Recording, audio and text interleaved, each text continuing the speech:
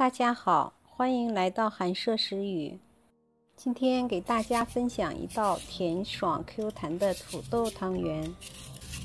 3个洗干净的土豆，去皮，切成块，蒸熟后放入大碗中，稍微压一压，加入玉米油10克。木薯粉250克分次加入，清水150毫升分次加入，和成偏软的面团，盖上盖子静置20分钟。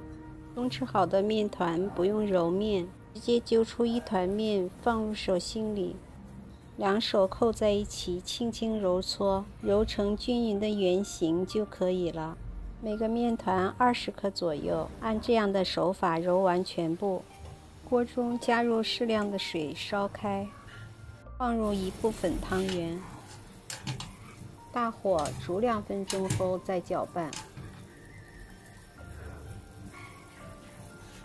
煮到汤圆全部漂浮上来就可以了。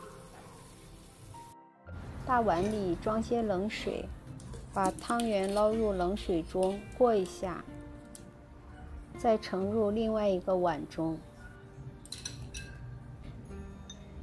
接着加入红糖50克，炒熟的白芝麻8克，